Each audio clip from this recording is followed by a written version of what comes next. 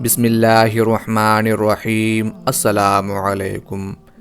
حضرت عثمان بن طلحہ رضی اللہ تعالی عنہ کا اپنا بیان ہے کہ زمانے جاہلیت میں ہم پیر اور جمعرات کے روز بیت اللہ کو کھولا کرتے تھے اور لوگ اس میں داخل ہونے کی سعادت حاصل کرتے تھے۔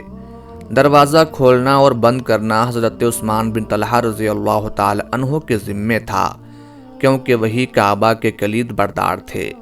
ہجرت سے پہلے ایک روز رسول کریم صلی اللہ علیہ وآلہ وسلم بیت اللہ میں داخل ہونے کے لیے تشریف لائے۔ اس وقت تک عثمان بن طلحہ اسلام میں داخل نہیں ہوئے تھے۔ انہوں نے حضرت صلی اللہ علیہ وآلہ وسلم کو اندر جانے سے روکا اور انتہائی ترشی دکھائی۔ آپ صلی اللہ علیہ وآلہ وسلم نے بڑی بردباری کے ساتھ ان کے سخت کلمات کو برداشت کیا، پھر فرمایا، اے عثمان، شاید تم ایک روز یہ بیت اللہ کی کنجی میرے ہاتھ میں دو گے، جبکہ مجھے اختیار ہوگا کہ جس کو چاہوں سپرد کر دوں۔ عثمان بن طلحہ نے کہا کہ اگر ایسا ہو گیا تو قریش ہلاک اور ذلیل ہو جائیں گے۔ آپ نے فرمایا کہ نہیں، اس وقت قریش آباد اور عزت والے ہو جائیں گے۔ حضرت عثمان بن طلحہ رضی اللہ تعالی عنہ کہتے ہیں کہ یہ بات حضرت محمد صلی اللہ علیہ وآلہ وسلم نے اتنے اعتماد سے کہی تھی کہ میرے دل میں جم گئی، اور مجھے یقین ہو گیا کہ ایک دن ایسا ہو کر رہے گا، اور آج ایسا ہو چکا تھا۔ مکہ پر رحمت عالم صلی اللہ علیہ وآلہ وسلم کا مکمل قبضہ تھا، اور طواف وغیرہ سے فارغ ہونے کے بعد اب آپ صلی اللہ علیہ وآلہ وسلم کعبہ میں داخل ہونا چاہتے تھے۔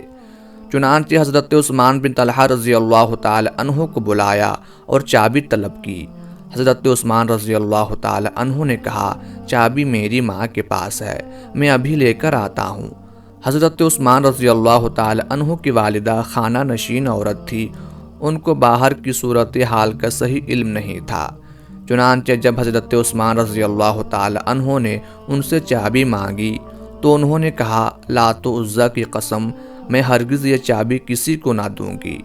حضرت عثمان رضی اللہ تعالی عنہ نے کہا کہ اب نہ کوئی لات ہے نہ عزیٰ، کیا آپ چاہتی ہیں کہ میں مار ڈالا جاؤں اور تلوار کی نوک میرے سینے سے آر پار ہو جائے؟ یہ سن کر اور بیٹے کی خوفزدہ شکل دیکھ کر حضرت عثمان رضی اللہ تعالی عنہ کی ماں کو حالات کی سنگینی کا احساس ہو گیا۔ چنانچہ انہوں نے چابی نکال کر حضرت عثمان رضی اللہ تعالی عنہ کے حوالے کر دی، اور حضرت عثمان رضی اللہ تعالی عنہ نے یہ چابیاں لا کر حضور صلی اللہ علیہ وآلہ وسلم کے ہاتھ میں دے دی۔ حضرت عثمان رضی اللہ تعالی عنہ کہتے ہیں کہ جب میں چابی آپ صلی اللہ علیہ وآلہ وسلم کے حوالے کر کے مڑنے لگا تو آپ صلی اللہ علیہ وآلہ وسلم نے مجھے پکارا اور کہا، عثمان، میری وہ بات پوری ہو گئی کہ نہیں؟ اس وقت میری نگاہوں میں وہ سارا منظر گھوم گیا جب میں نے کعبہ کے دروازے پر آپ صلی اللہ علیہ وآلہ وسلم کو برا بھلا کہا تھا، اور آپ صلی اللہ علیہ وآلہ وسلم نے کہا تھا کہ ایک دن یہ چابی میرے ہاتھ میں ہوگی، میں جس کو چاہوں گا دے دوں گا۔ چنانچہ میں نے عرض کی، بلا شبہ آپ کی بات حرف بحرف پوری ہو گئی ہے۔ چابی واپس کرنے کے بعد حضور صلی اللہ علیہ وآلہ وسلم نے حضرت عثمان بن طلحہ رضی اللہ تعالی عنہ سے کہا کہ اب ہمارے لیے کعبہ کا دروازہ کھول دو۔ حضرت عثمان رضی اللہ تعالی عنہ نے دروازہ کھولا تو رحمت عالم صلی اللہ علیہ وآلہ وسلم نے دیکھا کہ ظالموں نے کعبہ کو اندر سے بھی نگار خانہ بنا رکھا تھا۔ اس وقت کعبہ شریف کے باہر، اندر اور اوپر 360 بت رکھے تھے، ہر قبیلے کا علیحدہ بت تھا۔ آپ صلی اللہ علیہ وآلہ وسلم خانہ کعبہ میں داخل ہوئے، اور آپ صلی اللہ علیہ وآلہ وسلم جس بت کی جانب اشارہ فرماتے تھے وہ بت اوندھے منہ زمین پر گر جاتا تھا۔ جب تمام بت ٹوٹ گئے تو ایک بت جو کہ سب سے بلند جگہ نصب تھا، اس کو توڑنے کے لیے آپ صلی اللہ علیہ وآلہ وسلم نے حضرت علی رضی اللہ تعالی عنہ سے فرمایا کہ تم میرے کندھوں پر چڑھ کر اس بت کو توڑ دو۔ حضرت علی رضی اللہ تعالی عنہ نے عرض کیا، یا رسول اللہ صلی اللہ علیہ وآلہ وسلم، آپ میرے کندھوں پر چڑھ جائیں۔ حضور نبی کریم صلی اللہ علیہ وآلہ وسلم نے فرمایا، اے علی، کیا تم نبوت کا بوجھ اٹھا لوگے؟ حضرت علی رضی اللہ تعالی عنہ حضور نبی کریم صلی اللہ علیہ وآلہ وسلم کی بات سن کر خاموش ہو گئے، اور پھر انہوں نے حضور نبی کریم صلی اللہ علیہ وآلہ وسلم کے کندھوں پر چڑھ کر اس بت کو توڑ دیا۔ پھر کعبہ میں 2 رکعت نماز پڑھی اور دعا وغیرہ سے فارغ ہو کر کعبہ کے دروازے پر آ کھڑے ہوئے۔ باب کعبہ خاصی بلندی پر ہے۔ آپ صلی اللہ علیہ وآلہ وسلم کو وہاں جلوہ آرا دیکھ کر لوگ ہر طرف سے سمٹ آئے کہ شاید آپ کچھ کہنا چاہتے ہیں۔ دیکھتے ہی دیکھتے ایک بڑا مجمع اکٹھا ہو گیا۔ 10-12 ہزار تو صحابہ کرام رضوان اللہ علیہم اجمعین ہی تھے، علاوہ ازیں ہزاروں کی تعداد میں اہل مکہ بھی دھڑکتے دلوں کے ساتھ اپنی قسمت کا فیصلہ سننے کے منتظر تھے۔ جب اجتماع پرسکون ہو گیا تو آپ صلی اللہ علیہ وآلہ وسلم نے خطاب شروع کیا۔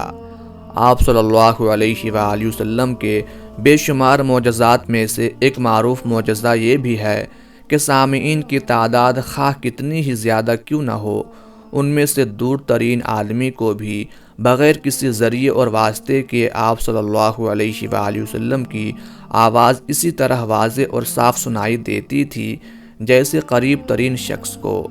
آپ صلی اللہ علیہ وآلہ وسلم نے فرمایا، اللہ کے سوا کوئی معبود نہیں ہے، وہ وحدہ لا شریک ہے، اس نے اپنا وعدہ پورا کیا، اپنے بندے کی مدد فرمائی اور تمام جتھوں کو تنہا بھگا دیا۔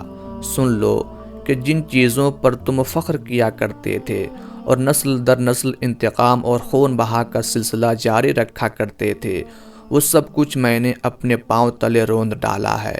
البتہ کعبہ کی دیکھ بھال اور حاجیوں کو پانی پلانے کا احساس آئندہ بھی برقرار رہے گا۔ آپ صلی اللہ علیہ وآلہ وسلم نے بیت اللہ کا دروازہ کھولا تو حضرت اسامہ بن زید، حضرت عثمان بن طلحہ اور حضرت بلال رضی اللہ عنہما اندر داخل ہوئے۔ بعد میں دروازہ بند کر دیا گیا۔ حضرت عبداللہ بن عمر رضی اللہ تعالی عنہ فرماتے ہیں کہ مجھے کسی وجہ سے دیر ہو گئی۔ جب آپ تشریف لائے تو آپ صلی اللہ علیہ وآلہ وسلم نے حضرت خالد بن ولید رضی اللہ تعالی عنہ کو کھڑا کر دیا تاکہ لوگوں کو اندر آنے سے روکا جائے۔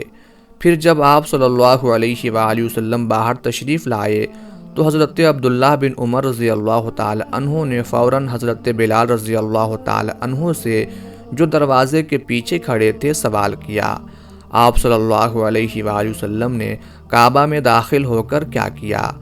حضرت بلال رضی اللہ تعالی عنہ نے جواب دیا، کعبہ میں 6 ستون 2 قطاروں میں ہیں۔ قطار اول کے 2 ستونوں کے درمیان آپ صلی اللہ علیہ وآلہ وسلم نے 2 رکعت نماز ادا کی اور کعبہ کا دروازہ آپ صلی اللہ علیہ وآلہ وسلم کے پیچھے تھا۔ جب آپ صلی اللہ علیہ وآلہ وسلم باہر تشریف لائے تو دروازہ بند کر دیا گیا اور خانہ کعبہ کی چابیاں آپ صلی اللہ علیہ وآلہ وسلم کے دست مبارک میں تھیں، جو آپ صلی اللہ علیہ وآلہ وسلم نے حضرت عثمان بن طلحہ رضی اللہ تعالی عنہ کے حوالے کی اور فرمایا، عثمان، یہ چابی اب قیامت تک تمہارے ہی خاندان میں رہے گی اور سوائے ظالم کے کوئی شخص اسے تم سے نہیں چھین سکے گا۔ حضرت عثمان رضی اللہ تعالی عنہ اس ذرہ نوازی پر مسرور ہو کر بے اختیار پکار اٹھے، بے شک آپ صلی اللہ علیہ وآلہ وسلم اللہ کے سچے رسول ہیں۔